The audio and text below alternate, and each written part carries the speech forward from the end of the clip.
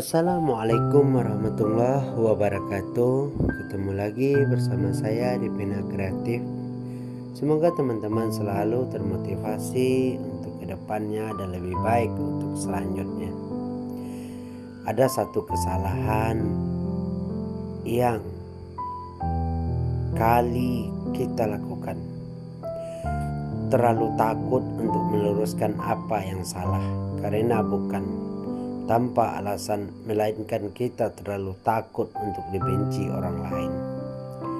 Bukankah kita hidup sebagai makhluk sosial, saling mengingatkan antar satu dan yang lainnya, saling meluruskan jika ada yang bengkok, yang langkahnya tak lagi sesuai dengan koridor jalan yang lurus.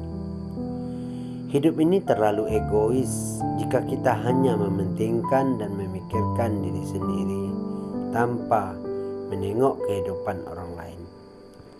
Karena sesungguhnya kita diciptakan untuk berjalan beriringan dengan damai, bukan saling mengucilkan dan saling menjudekkan satu sama lain. Manusia merupakan makhluk sosial yang tak bisa hidup tanpa uluran tangan orang lain.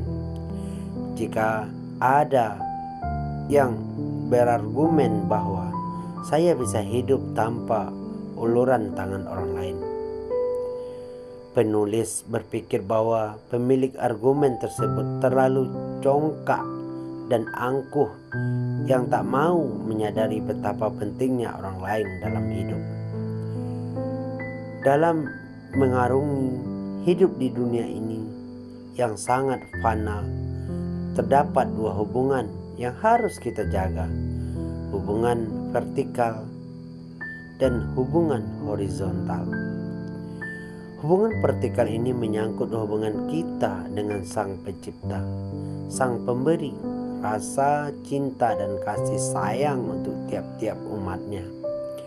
Kita merupakan makhluk beragama yang percaya bahwa kehidupan ini tidak diciptakan dengan sendirinya, melainkan ada daya yang mengatur segala untuk kehidupan, baik di bumi ini maupun dimensi lainnya. Karena kita percaya bahwa asal muasal kehidupan di dunia ini terdapat zat yang mengatur, maka sudah sepantasnya lah kita memperbaiki hubungan kita dengan dahsyatnya penciptaan tersebut. Karena tempat kita kembali selepas kehidupan di dunia fana ini adalah kepangkuan dahsyat pencipta, yaitu Allah. Allah lah yang menciptakan, maka Allah pula lah memperadukan kita terakhir. Nah, ini yang harus kita ketahui. Beda halnya dengan hubungan horizontal yang orientasinya membahas terkait relasi sosial, bagaimana interaksi kita di antar sesama manusia, baik itu interaksi bersama orang tua, guru, kawan, sejagat atau lingkungan sekitar. Kedua hubungan ini sifatnya harus balan atau seimbang. Layaknya sebuah pesawat, kedua sayapnya harus balan. Jika ada di antara sayapnya yang berat sebelah, maka sudah pasti pesawat itu bermasalah. Tak akan bisa bersua dan melepas rindu pada gelombang padat putih di angkasa. Begitu dengan manusia, jika ada antara hubungan vertikal dan horizontal yang rusak dan terjadi, maka ia tak akan bisa berjalan mengarungi kehidupan dalam koridor yang baik. Karena itulah kedua hubungan ini harus kita jaga agar kita bisa hidup dengan balan dan tak berat sebelah. Kedua hubungan ini juga bisa menggambarkan potret kehidupan atau bisa kita sebut sebagai indikator penilaian kepribadian seseorang. Jika kedua hubungan ini sama-sama baik, maka penulis dapat menyimpulkan bahwa orang tersebut adalah baik. Begitupun sebaliknya, jika salah satu maupun kedua hubungan ini rusak, maka jelas orang tersebut kurang baik. Ketika kedua hubungan tersebut sejalan, maka segala tindakan tanduk seseorang akan bermuara pada kebaikan. Karena itu penulis mengatakan bahwa hubungan vertikal dan horizontal merupakan indikator baik atau kurang baik seseorang. Nah, ada kalimat penting harus benar-benar bisa kita cerna dengan baik. Kalimat ini telah Allah notariskan dalam Al-Quran surat Al-Asr.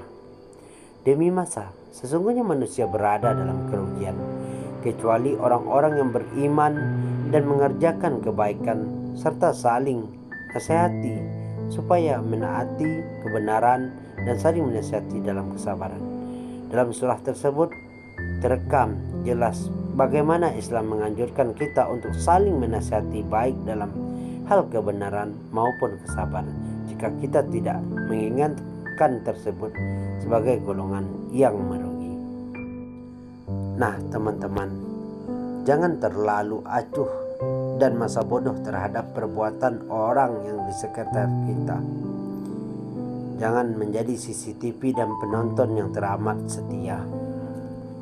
Gemahkan suara dan luruskanlah apa yang bengkok.